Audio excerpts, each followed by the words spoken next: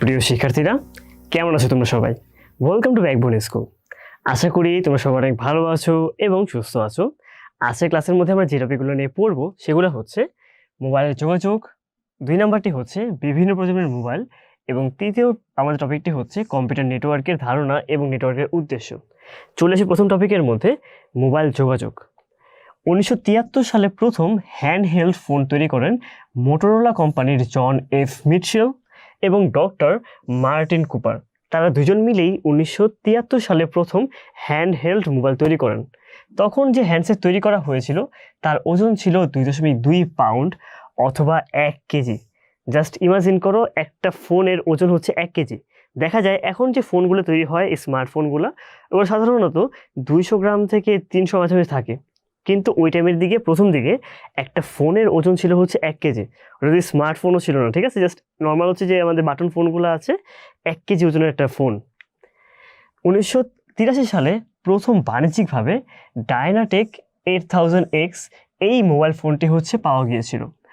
Mobile গ্রাহক সংখ্যা June 2015 পর্যন্ত প্রায় 13.02 কোটি, এটা হচ্ছে আমাদের বাংলাদেশের মধ্যে, এবং ইন্টারনেট গ্রাহক সংখ্যা প্রায় 5.47 কোটিতে গিয়ে হচ্ছে পৌঁছে গিয়েছে। ওকে, এটা আমাদের বাংলাদেশের তথ্য দেওয়া হচ্ছে। কিন্তু বর্তমানে মোবাইল প্রযুক্তি হলো global system for mobile communication বা জিএসএম, এই একটা প্রযুক্তি ইউজ করা হয়, এবং সেকেন্ড প্রযুক্তি হচ্ছে সিডিএমএ প্রযুক্তি, যেটার পুনরূপ হচ্ছে কোড ডিভিশন মাল্টিপল অ্যাক্সেস। এই দুইটি প্রযুক্তি বর্তমানে হচ্ছে বাংলাদেশে ইউজ করা হয় মোবাইল ফোনের জন্য। সেলুলার নেটওয়ার্কে যদি হচ্ছে সংযুক্ত হয়ে আমরা কি করতে পারি, পাবলিক টেলিফোন নেটওয়ার্ক বা পিএসটিএন এর সাথে আমরা সংযুক্ত হয়ে তারপর আমরা যোগাযোগকে হচ্ছে স্থাপন করতে পারি। আমাদের এই মোবাইল যে কমিউনিকেশন রয়েছে তার জন্য মোবাইল সার্ভিস প্রোভাইডাররা এলাকাকে অনেকগুলো ছোট ছোট অংশে ভাগ করে নেয়, এবং এই অংশগুলো হয়ে থাকে হচ্ছে ষড়ভুজাকৃতি, অর্থাৎ 6টা যে বাহু থাকে তাকে বলা হয় কি ষড়ভুজ। এবং আমাদের যে মোবাইল প্রোভাইডাররা আছে, সার্ভিস প্রোভাইডার, তারা টোটাল এলাকাকে অনেকগুলো এরকম ছোট ছোট অংশে ভাগ করে নেয়। এগুলোকে বলা হয় হচ্ছে একটা সেল। এই সেল শব্দটি এসেছে আমাদের এটার থেকে হচ্ছে সেলুলার ফোন, এই শব্দের হচ্ছে উদ্ভব ঘটেছে। কি বলা হচ্ছে এখানে আবার বলি, যে আমাদের মোবাইল সার্ভিস প্রোভাইডার তারা তাদের এলাকাকে অনেকগুলো ষড়ভুজাকৃতির ছোট ছোট অংশে ভাগ করে নেয়, যাদেরকে সেল বলা হয়। এই সেল থেকে সেলুলার ফোন এই শব্দের উৎপত্তি ঘটেছে। প্রতিটি সেলের মধ্যে একটা নির্দিষ্ট ফ্রিকোয়েন্সি কাজ করে। প্রত্যেকটা সেলের মধ্যে কিন্তু ফ্রিকোয়েন্সি থাকে এসের জন্য ডাটা ট্রান্সমিট করার জন্য। পাশাপাশি দুইটা সেলের ফ্রিকোয়েন্সি কখনোই সেম হবে না। দুইটা সেলের কি থাকে, যে আমাদের ফ্রিকোয়েন্সি ডিফারেন্ট থাকে। প্রতিটি সেলে অ্যান্টেনা সহ একটি ছোট অফিস থাকে, যা বেস স্টেশন অথবা বিএস নামে পরিচিত। একাধিক বেস স্টেশনকে নিয়ন্ত্রণ করার জন্য হচ্ছে মোবাইল সুইচিং অফিস অথবা এমটিএসও বা মোবাইল টেলিফোন সুইচিং অফিস, এটা হচ্ছে আমাদের কি করে, আমাদের মোবাইল টেলিফোন যে স্টেশন রয়েছে এই বেস স্টেশনগুলোকে হচ্ছে নিয়ন্ত্রণ করে থাকে। যখন কোনো মোবাইল ব্যবহারকারী কথা বলা অবস্থায় এক সেল থেকে অন্য সেলে চলে যায়, তখন মনেই হতে পারে এক সেলের মধ্যে এক ফ্রিকোয়েন্সি, অন্য সেলে আরেক ফ্রিকোয়েন্সি, তার মানে হয়তো আমরা কথা বলা অবস্থায় অন্য সেলে গেলে হয়তো আমাদের কল কেটে যাবে। বাট ইন রিয়েল লাইফ এরকম হয় না। দেখা যায় যদি হচ্ছে আমরা এক সেল থেকে অন্য সেলে যাই, তখন তার কল বিচ্ছিন্ন হয়ে যায় না। কলটি স্বয়ংক্রিয়ভাবেই একটা সেলের বেস স্টেশন থেকে অন্য একটা সেলের বেস স্টেশনের মধ্যে স্থানান্তরিত হয়ে যায়। এই যে প্রক্রিয়াটা, যে এক বেজের আমাদের ফ্রিকোয়েন্সি থেকে অন্য একটা বেজের ফ্রিকোয়েন্সিকে হচ্ছে ক্যাচ করছে, এটাকে বলা হয়ে থাকে হ্যান্ড অফ। ইংরেজিতে সেম ওয়ার্ডই বলা হচ্ছে এখানে হ্যান্ড অফ। আমাদের দেশে একাধিক আমাদের মোবাইল কোম্পানি কি করছে, যে কোম্পানি মোবাইল সেবা প্রদান করছে, যেমন বাংলালিংক, গ্রামীণ ফোন, এয়ারটেল, রবি, টেলিটক, এই কোম্পানিগুলোই বর্তমানে মোবাইল সেবা প্রদান করে আসছে। এবার জেনে নেব হচ্ছে আমরা মোবাইল ফোন সম্পর্কিত কিছু গুরুত্বপূর্ণ তথ্যাবলী। যে প্রাথমিক পর্যায়ে মোবাইল ফোনের কার্যক্ষমতা ছিল খুবই কম। তখন কিন্তু ফোনের দাম অনেক বেশি ছিল। 2002 থেকে 4-এর মাঝখানে তখন দেখা গিয়েছিল যে সিমের দামই ছিল মোটামুটি 3 থেকে 4 হাজার টাকার মতো, জাস্ট একটা সিমের দাম। প্রথম মোবাইল ফোন ব্যবহার করে মার্কিন সামরিক বাহিনী কিন্তু প্রথমবার কি করেছিল, মোবাইল ফোন ইউজ করেছিল, প্লাস ইন্টারনেটের উদ্ভাবক কিন্তু হচ্ছে এই মার্কিন সামরিক বাহিনী। Global system for mobile communications, এটা হচ্ছে এর সংক্ষিপ্ত রূপ কোনটা, জিএসএম, বা অন্য কথায় জিএসএম এর পূর্ণরূপ হচ্ছে global system for mobile communication. Then code division multiple access, এর সংক্ষিপ্ত রূপ হচ্ছে CDMA, অথবা CDM এর পূর্ণরূপ হচ্ছে code division multiple access. 4G গতি 3Gর তুলনায় 50 গুণ বেশি। আমাদের দেশে কিন্তু হচ্ছে 3G 4G দুটো চালু রয়েছে, বাট 4G যে স্পিড এটা 3Gর তুলনায় 50 গুণ বেশি। এই কারণে যারা 3G সিম চালায় তাদের থেকে 4G সিমের স্পিড অনেক পরিমাণে বেশি থাকে। এবার জানবো হচ্ছে আমরা বিভিন্ন প্রজন্মের মোবাইল সম্পর্কে। মোবাইলের প্রজন্ম বলতে বোঝানো হচ্ছে প্রথম দিকে মোবাইল যেরকম ছিল বর্তমানে তো হচ্ছে আর একরকম নেই, অনেক বেশি পরিমাণে হচ্ছে চেঞ্জ হয়ে গিয়েছে। তো এই চেঞ্জ হওয়ার যে আমার পর্যায়ে রয়েছে সেগুলোকে আমরা প্রজন্মের মধ্যে ভাগ করতে পারি। তো মোবাইল ফোনের প্রজন্মকে মেনলি 4টা ভাগে ভাগ করা যায়। প্রথম প্রজন্ম বা 1G, সেকেন্ড প্রজন্ম অথবা হচ্ছে 2G, থার্ড প্রজন্ম কিংবা 3G, এবং ফোর্থ প্রজন্ম অথবা 4G।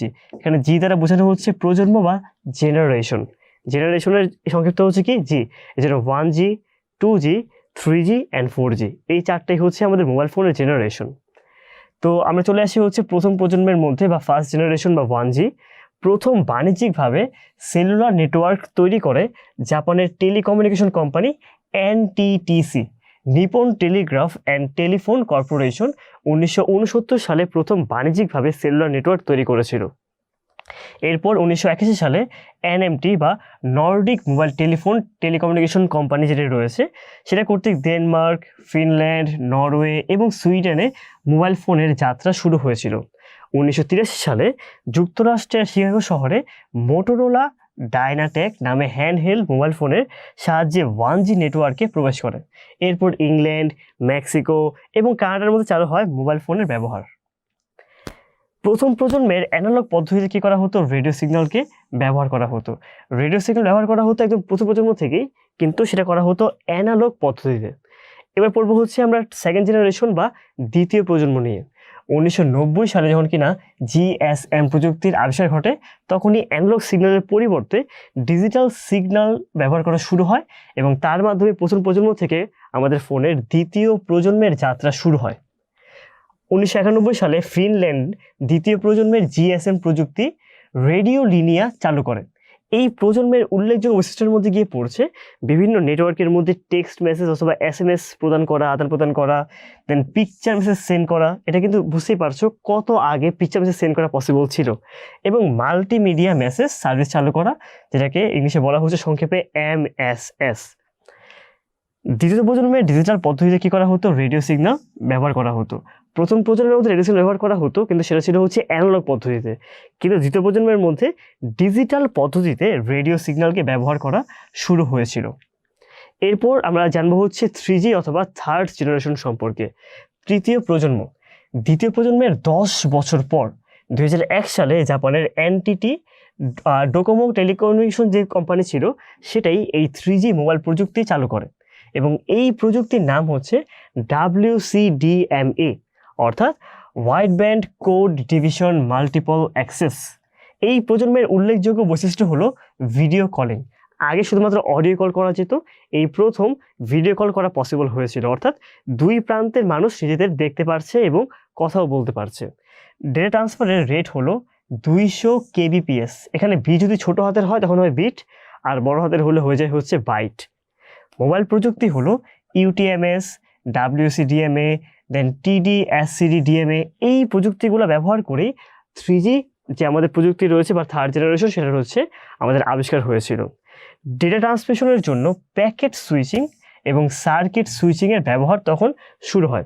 ইন্টারনেটের জন্য অর্থাৎ enhanced data rates for global evaluation প্রযুক্তি ব্যবহার করা শুরু হয়েছিল, ফলে খুব দ্রুত গতিতে আমাদের তথ্যের আদান প্রদান সম্ভব হয়।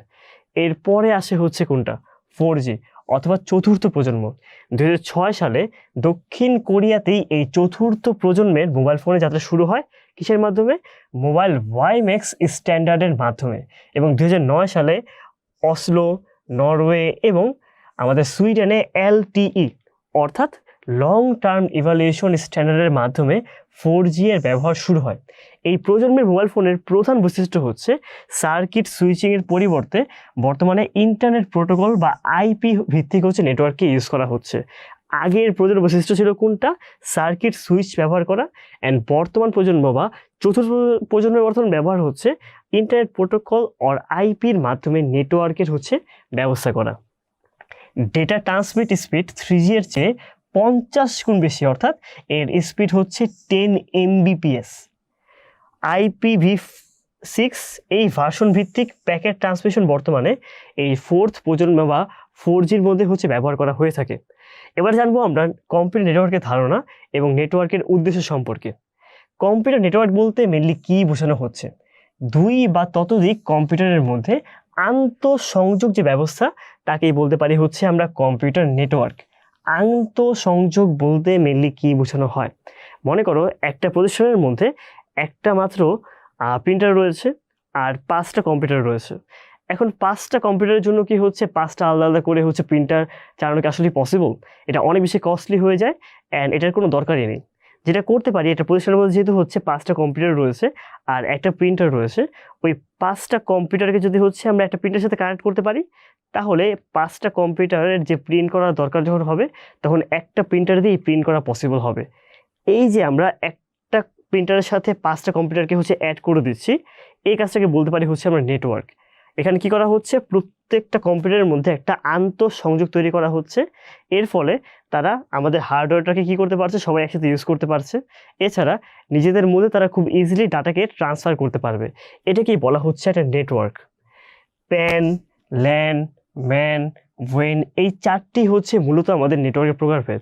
অর্থাৎ personal area network, local area network, metropolitan area network and wide area network, এই 4টাই হচ্ছে মূলত আমাদের নেটওয়ার্কের প্রকারভেদ। পার্সোনাল এরিয়া নেটওয়ার্কিং বা প্যানের পরিসীমা সাধারণত 10 মিটারের মধ্যে সীমাবদ্ধ। প্যান তৈরি করার জন্য সবথেকে জনপ্রিয় মাধ্যম হচ্ছে ব্লুটুথ এবং ইনফ্রারেড, আমরা যে পরিস্থিতির মাধ্যম, এই দুটোর মাধ্যমে সাধারণত কী করা হয়ে থাকে? প্যান অর্থাৎ পার্সোনাল এরিয়া নেটওয়ার্ক গঠন করা হয়ে থাকে। লোকাল এরিয়া নেটওয়ার্ক বা ল্যান এর পরিসীমা সাধারণত 1 কিলোমিটারের মধ্যে সীমাবদ্ধ। ল্যানটা কিন্তু আমরা কীভাবে ইউজ করতে পারি? ওয়াইফাইয়ের মাধ্যমে হচ্ছে আমরা একটা ল্যানকে তৈরি করতে পারি। লোকাল এরিয়া নেটওয়ার্কে দুই ভাগে মেনলি ভাগ করা যায়, একটা হচ্ছে পিয়ার টু পিয়ার নেটওয়ার্ক এবং আরেকটা হচ্ছে ক্লায়েন্ট সার্ভার নেটওয়ার্ক। এগুলো সম্পর্কে আমরা পরবর্তী যে ভিডিও রয়েছে সেখানে আমরা খুব বিস্তারিত আলোচনা করব। জাস্ট নামগুলো জেনে রাখো যে লোকাল এরিয়া নেটওয়ার্ককে মেনলি দুইটা ভাগে ভাগ করা পসিবল। একটা হচ্ছে পিয়ার টু পিয়ার নেটওয়ার্ক আর একটা হচ্ছে client server network. Metropolitan area network or man, এর দ্বারা কী বোঝানো হচ্ছে? যে একটা যদি হচ্ছে শহরের বিভিন্ন স্থানে কিছু কম্পিউটারকে নিয়ে যদি নেটওয়ার্ক গঠন করা হয় তাকে বলা হচ্ছে একটা ম্যান অথবা metropolitan area network. Just imagine করো যে ঢাকা শহরের বিভিন্ন এরিয়াকে একসাথে নিয়ে নেটওয়ার্ক গঠন করা হলো, এর ফলে যে নেটওয়ার্ক গঠনটা হলো তাকে আমরা ম্যান বলবো। সাধারণত 10 কিলোমিটারের মধ্যেই এই ম্যানকে হচ্ছে তৈরি করা হয়ে থাকে। ম্যান মাধ্যমে মূলত একাধিক ল্যানকে একসাথে সংযুক্ত করা হয়। আলাদা করে হচ্ছে আমি ল্যান গঠন করেছিলাম, ওই ল্যানগুলোকে একসাথে করেই আমি আলটিমেটলি একটা ম্যান তৈরি করতে পারি। একটি দেশের বিভিন্ন শহরের মধ্যে যদি আমরা কোনো নেটওয়ার্কিং ব্যবস্থা গড়ে তুলি, আগে ছিল একটা শহরের বিভিন্ন স্থান, এবার এর বাইরেও আমরা একটা দেশের মধ্যে চলে গিয়েছি এবং এই দেশের বিভিন্ন আমরা যদি হচ্ছে শহরকে একসাথে করে যদি কোনো নেটওয়ার্ক গঠন করি তাকে বলতে পারি হচ্ছে আমরা ওয়েন or wide area network. Network স্থাপনের প্রধানত 3টি উদ্দেশ্য রয়েছে। কি কি? Hardware resource share, software resource share and information resource share. Hardware resource share বলতে বোঝানো হচ্ছে, এই প্রথম থেকে বলেছিলাম যে একটা প্রিন্টার সব কম্পিউটার ইউজ করতে পারছে, একটা হার্ডওয়্যারকে সবাই যেহেতু ইউজ করছে এটাকে বলা হচ্ছে hardware resource share. Software resource share বলতে বোঝানো হচ্ছে, মনে করো একটা দামি সফটওয়্যার যেটা কিনা লাগবে টাকা দিয়ে, এখন এটা যদি হচ্ছে একটা কম্পিউটার কিনতে পারে তাহলে বাকি 4টা কম্পিউটার খুব ইজিলি যদি মানে ইউজ করতে পারবে যদি তারা একই নেটওয়ার্কের আন্ডারে থাকে। অ্যান্ড ইনফরমেশন রিসোর্স শেয়ার, যে কেউ নেটওয়ার্কের মাধ্যমে খুব ইজিলি নিজেদের মধ্যে ইনফরমেশনকে ট্রান্সফার করতে পারবে। প্রথম কম্পিউটারের 5 নম্বর কম্পিউটারে কোনো ডাটা পাঠানো পসিবল, খুব ইজিলি একটা ক্লিকের মাধ্যমেই প্রথম কম্পিউটার থেকে 5ম কম্পিউটারে ইনফরমেশনকে হচ্ছে শেয়ার করা যায়। তো এই 3টাই হচ্ছে আমাদের নেটওয়ার্কের উদ্দেশ্যের মধ্যে গিয়ে পড়ছে। এবার আমরা দেখে নিব এই টপিকগুলো সম্পর্কিত কিছু গুরুত্বপূর্ণ এমসিকিউ। যেমন প্রথমে বলা হচ্ছে প্রথম প্রজন্মের মোবাইল ফোন কোন কর্পোরেশন চালু করে? এটা কি হচ্ছে এনটিসিসি, এনটিটিসি, আইএমটি নাকি কোনোটিই না? তোমাকে বলতে পারবে এই 4টার মধ্যে কোনটা অ্যান্সার হবে? এখানে অ্যান্সার হয়ে যাবে হচ্ছে আমাদের খ নাম্বারটা, এনটিটিসি। এনটি ডাবল সি না কিন্তু, NTTC। এই কর্পোরেশনই হচ্ছে আমাদের প্রথম প্রজন্মের মোবাইলকে চালু করেছিল। তারপর বলা হচ্ছে GSM, এটার পুনরূপ কি? 4টা অপশন দেওয়া আছে, তোমরা বলো তো এই 4টা অপশনের মধ্যে কোনটা অ্যান্সার হবে? এখানে অ্যান্সার হয়ে যাবে হচ্ছে আমাদের 4 নাম্বারটা, global system for mobile communication. এটাই হচ্ছে আমাদের GSM এর পুনরূপ। তো এগুলোই ছিল হচ্ছে আজকে আমাদের টপিক। তোমরা বাসায় এই টপিকগুলো খুব মনোযোগ দিয়ে পড়বা, যাতে করে তোমাদের পরীক্ষা যদি হচ্ছে এই টপিকগুলো থেকে কোশ্চেন আসে, তোমরা খুব সহজে অ্যান্সার করতে পারো। আজকের জন্য এতটুকুই, দেখা হচ্ছে পরবর্তী ভিডিওতে। ধন্যবাদ সবাইকে।